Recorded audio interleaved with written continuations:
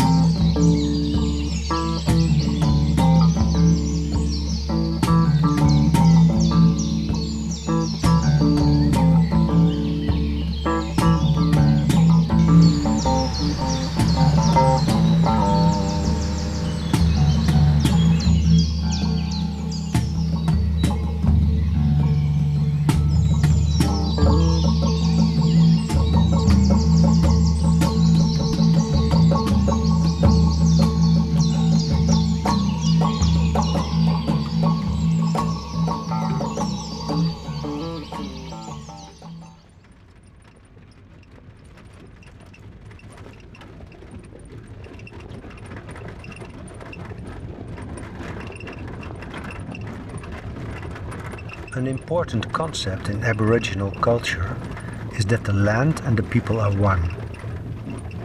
Bruce Chatwin combines his concept of songlines and how these lyrics have changed the way we travel. Songs have become both route planners and identity builders.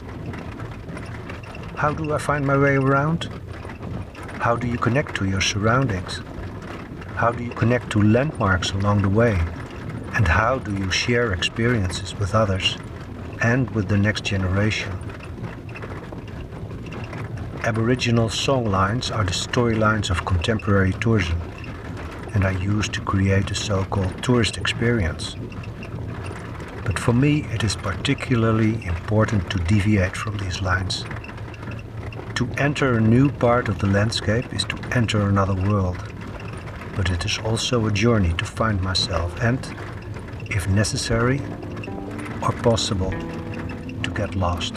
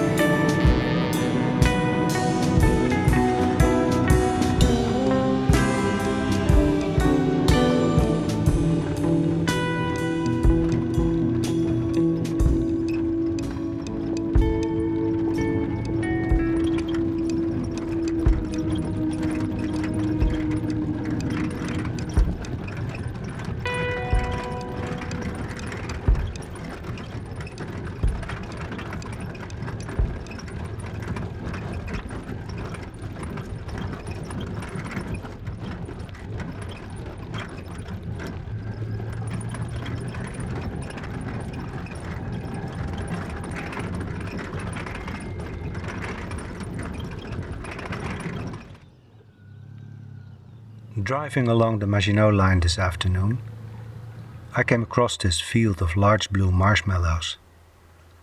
The number and the not-so-random pattern in which they are arranged makes me wonder if this is land art, or maybe a prank like the great crop circles.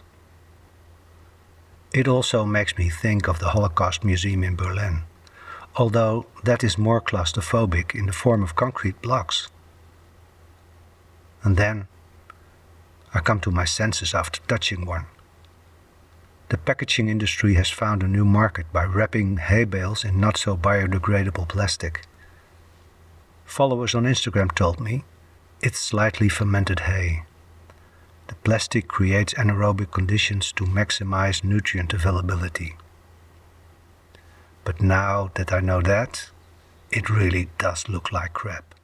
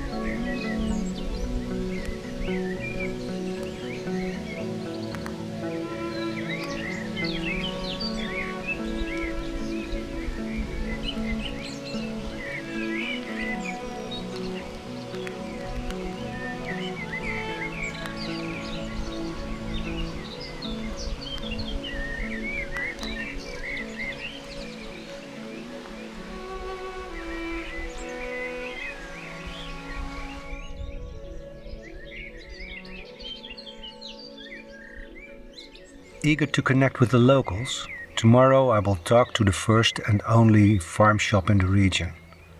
Emilie Lanher and her father run a family dairy farm known for its chickens. Emilie's department. And sunflower oil mill, which is run by her father. And the mayonnaise I made at the cabin from their camelina oil is amazing.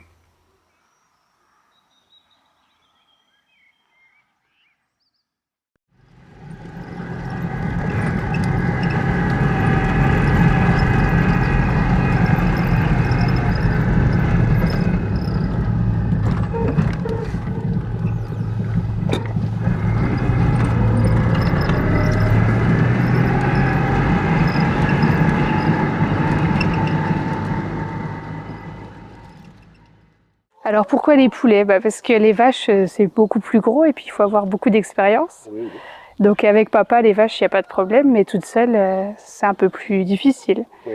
Donc tant qu'il peut m'aider, voilà, il y aura des vaches. Et puis le jour où il pourra plus m'aider pour les vaches, Ok. peut-être qu'il faudra s'en séparer Oui, ou faire autrement. Alors le choix, c'était très pratique. Oui, oui c'est ça. Ouais. Pas de... les poulets ne sont pas une vieille amour. Non, non, non. Après c'est vrai qu'on a toujours eu des poules quand même à la ferme, donc pour les œufs. Oui.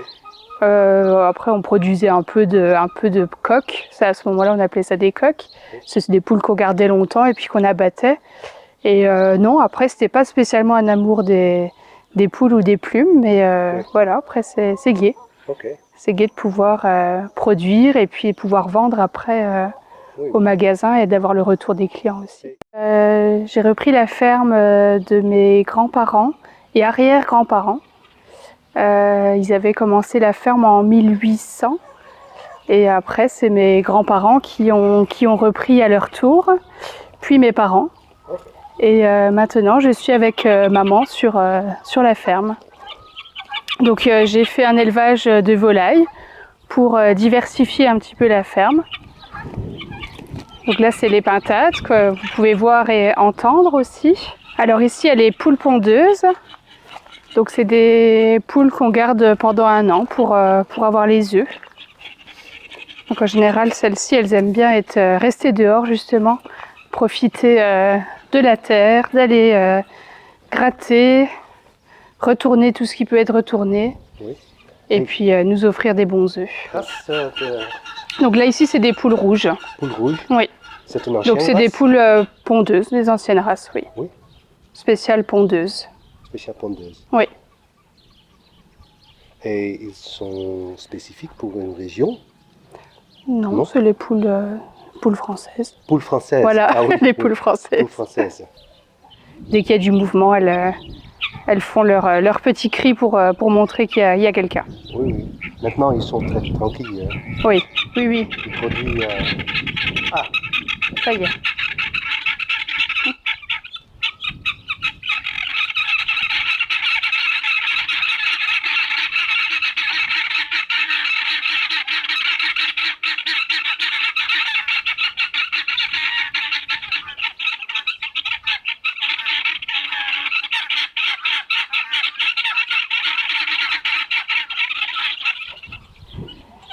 une pétade que... Donc la pintade est une viande un petit peu plus ferme, avec un goût un peu différent du poulet. Et les gens sont friands d'avoir de la volaille un peu différente. Voilà, puis souvent elles sont plus curieuses, donc elles viennent voir quand les gens passent. Et puis les marchés. Mes parents ont fait beaucoup de marchés avec les huiles. Et ils parlaient des poulets aussi sur les marchés. Okay. Et Puis le bouche à oreille. Ils sont quel Alors les marchés de producteurs qui se passent le dimanche dans les villages. Ah oui. Pas les marchés hebdomadaires, mais vraiment les marchés occasionnels.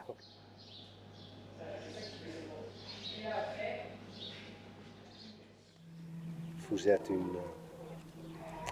bonne cuisinier. Oui, j'étais quand j'avais du temps. Oui, Oui. mais c'est... J'ai toujours aimé ça, oui. Et mon mari aussi, donc du coup, voilà, il me remplace un peu maintenant. Oui, faut ton Il fait la mari, cuisine. Il fait quoi? Il fait les cuisines. Il aime bien la nature. Il est électricien. Dans sa profession? Ah oui, il est électricien à Burgos. Oh, ok. Ok.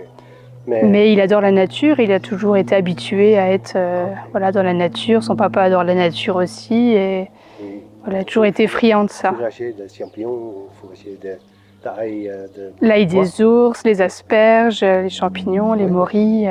Ouais, on aime bien. Mais une question, où sont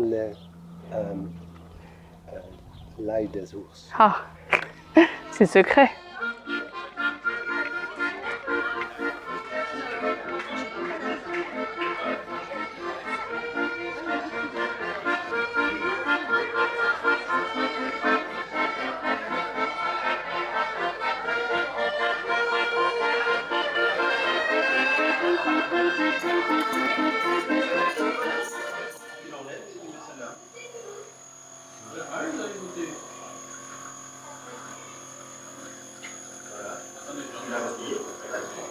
La mayonnaise. Mais elles sont bien. Oui, mais vous avez jamais essayé avec la cameline par exemple? C'est. De cameline? Oui, pour faire de la mayonnaise. C'est. Seulement cameline. Ah oui, seulement cameline. C'est excellent, excellent. Ça va beaucoup mieux à la mayonnaise du fait que les mayonnaises on les met avec des salades, hein, on va les mettre avec des œufs, des choses comme ça, qui n'ont pas de goût. Une salade, ça n'a pas de goût, ça n'attire pas. Un œuf, c'est fade. Je veux dire, un œuf cuit dur, par exemple, c'est fade. Vous mettez de la mayonnaise à cameline dessus, ça rehausse. Mais les huiles, ça a été une idée qui a mûri du fait du réchauffement climatique, un tout petit peu. Les tournesols, on ne voyait pas de tournesol voilà 5 à 6 ans de ça. Donc de ce fait, ça nous a mis un peu une idée de dire, bien, on pourrait, si on produit du tournesol, on pourrait produire de l'huile.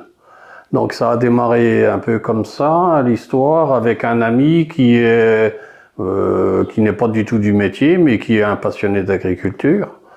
Et ça a démarré comme ça, et après, de fil en aiguille, on a dit, bien, si on fait une huile de tournesol, on pourrait faire une huile de noix également, étant donné que des noyers, il y a énormément de noyers dans la région, et on n'a pas trop de débouchés d'huile de noix. Et ça s'est fait comme ça naturellement. Suite, on s'est dit, il faut trouver encore une autre matière, une autre production ou une autre plante pour pouvoir faire au moins 3 productions d'huile. On s'est dit, on va essayer de faire de la cameline, qui est quand même quelque chose qui sort de l'ordinaire, qui n'est pas très fortement divulgué dans la région. Et donc ça nous a permis de faire une association, surtout là 2 ans, de petits pois et de cameline. Donc une alliance qui se complétait entre le pois qui se sert de la cameline comme tuteur et le pois qui ramène également de l'azote dans le sol, qui piège l'azote de l'air et qui la piège dans le sol, et donc qui va réalimenter par la même occasion la cameline. Donc ça a été une idée, et la cameline, bien entendu, qui a tous ses avantages, donc surtout riche en oméga 3. Donc c'est un très bon produit, très goûteux, différent de toutes les autres huiles qui sont un aspect végétal, quelque chose de différent d'une huile où on n'a pas vraiment une habitude d'avoir un goût d'une huile. Une huile, c'est une huile pour la plupart des gens. Une huile de tournesol, ben oui, c'est ce qu'on entend, mais ça n'a pas spécialement de goût. Alors que les nôtres, du fait d'être du pressage à froid, donc avec une production moindre, hein, donc un rendement beaucoup moins important qu'en industriel, on arrive à avoir les huiles qui soient goûteuses, quoi, qui est donc un goût différent d'une noix, d'une tournesol, d'une cameline. On pense peut-être essayer de combiner la cameline, parce que là on vient d'essayer du cartam cette année, donc une autre plante, et qui a les mêmes goûts plus ou moins, enfin le même palais, et qui sont complémentaires parce qu'il y en a une, elle est riche en oméga 3 et l'autre riche en oméga 6. Donc ils pourraient peut-être être complémentaires, mais ça il faut faire des essais, quoi. Le tournesol et l'huile de noix, c'est complémentaire. Disons, Est-ce que vous avez essayé? Non, bah c'est peut-être à essayer. Hein. Oui, C'est peut-être à essayer, oui. Oui, pourquoi pas. c'était une... Autant que les gens testent peut-être eux-mêmes. Oui. Parce que ça nous est déjà arrivé de goûter des huiles concurrentes, donc qui se disent de noix ou de cameline, qui, nous, à notre goût, n'a aucune différence d'une huile traditionnelle. Donc c'est ce qui fait un petit peu... C'est votre huile. Ouais. C'est la nôtre, mais elle a du goût, quoi. On sait bien différencier. Et là, on a l'expérience encore cette année, donc d'une huile de cameline qui a été produite donc en 2023 et d'une huile de cameline qui a été faite en 2022 qui a un goût différent.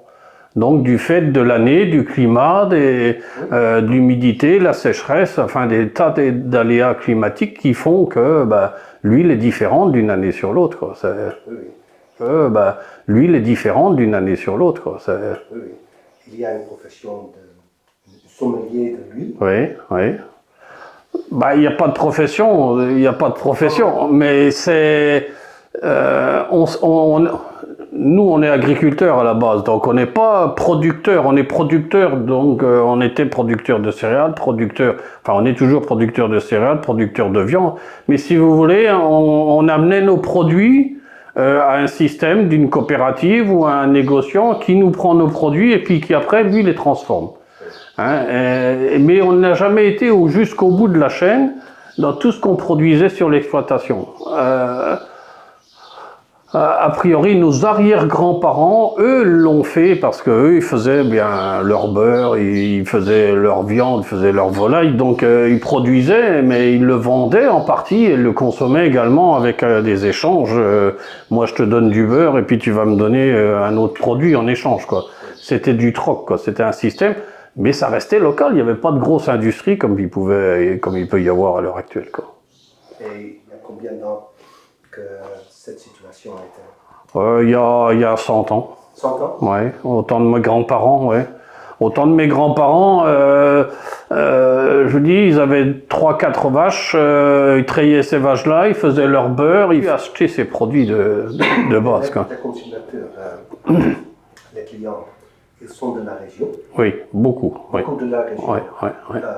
80%?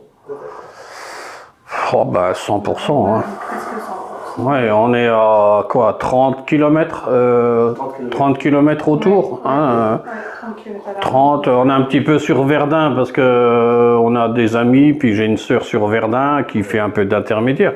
Mais on ne veut surtout pas, partir dans un système qui revienne comme on l'a créé, avec une lourdeur administrative et où on ne saura plus gérer.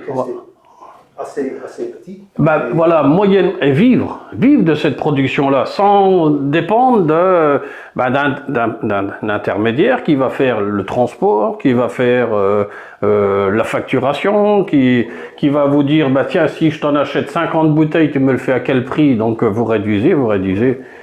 Là, on reste maître du produit, quoi. C'est aussi bien de connaître les clients. Ah oui, Personne à personne. c'est tout des connaissances. La plupart, c'est tout des gens, des connaissances, des amis. Et puis après, c'est les amis des amis qui font que de bouche à oreille, expression qui dit de bouche à oreille. Après, la publicité, elle se fait naturellement. Parce que les gens ont été contents d'un poulet, par exemple, d'une transformation, d'un pâté, des choses comme ça. Et puis, ils vont en parler à leur famille, à leurs amis. Et puis ça... Je veux dire, on n'a quand même que 2 années de recul. Hein. On n'a que 2 années de recul. Et on ne savait pas trop, là, 2 ans, ce que ça allait donner. On ne savait pas se projeter. Voilà, on ne savait pas se projeter. Après, c'est parce qu'Émilie est revenue également à l'exploitation. Donc, on a fait une autre production de poulet qu'on ne faisait plus. Et qui permet d'avoir des gammes, on va dire, on fait des huiles, on fait de la volaille, voilà, pour avoir... on partage un petit peu avec des connaissances, qui fait de la farine par exemple, qui fait des pâtes, donc après c'est des échanges entre producteurs, quoi. Mais c'est aussi plus intéressant, la ferme. Ah ben oui, Le travail. c'est Parce que c'est varié, c'est différent. Et puis, si vous voyez, la grande différence qu'il y a par rapport à moi, à ma génération, c'est qu'on a du contact. On a le contact, on voit les gens, on partage avec des gens. On partage en parlant ou alors avec les réseaux sociaux, des choses comme ça. Donc on commence à avoir une certaine reconnaissance. On se dit, bah oui, tiens, pour faire de l'huile ou pour faire du pain, ah bah oui, il a fallu quand même avant qu'il y ait un agriculteur qui soit là pour semer, pour produire, etc. Ça, on l'avait oublié. Et avec un peu les groupes de manifestations qui sont faits même au sein de l'Europe entière, des agriculteurs cet hiver, ça a un petit peu remobilisé les gens en se disant oui, on a oublié ce mode de travail, ce mode de fonctionnement-là. Et vous êtes aussi une activiste avec une veste jaune? Non. Non. Non. Non, on préfère pas manifester, mais on préfère partager. Oui. Pas des idées, parce qu'après, vous comprenez, maintenant on est devenu commerçant, Oui. qu'on n'était pas avant commerçant. Donc étant commerçant, on veut pas froisser hein, et on veut pas rentrer voilà dans un carcan où vous êtes à droite, vous êtes à gauche, vous êtes au milieu, enfin Oui. comme la politique, quoi, c'est exactement. Les clients, ils ont leur opinion. Voilà. Donc autant on partage, mais on veut pas. On a nos idées, après voilà, on les garde pour nous, c'est tout, ça s'arrête là, quoi.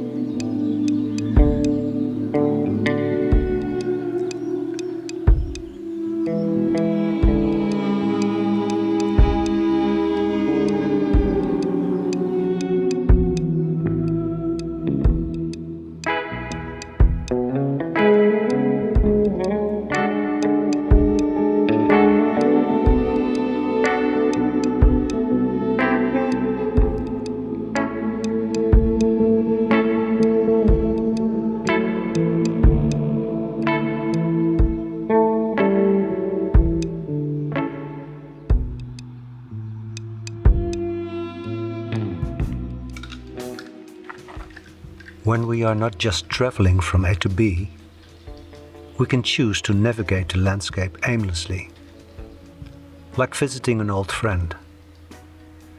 The intention is just to be with it, or can we describe the landscape as a person? When we move within the landscape, we need some kind of structure to guide us. Otherwise, the landscape would become a kind of abstract space. We can describe it through the wonders of its flora and fauna, but also through the storylines and songlines that help us navigate, observe, and enrich ourselves. By describing elements or remnants of this old railroad line from Montmedy to Verdun, we teach ourselves to see new details in the landscape instead of just looking at them. When you are able to see more different elements and perspectives, other senses like hearing and smelling will come into play. And if you take the time, these moments of new insight and discovery will strengthen your connection to this old friend. I will have more quotes for you in my next video. Thanks for watching, and please do subscribe to this channel.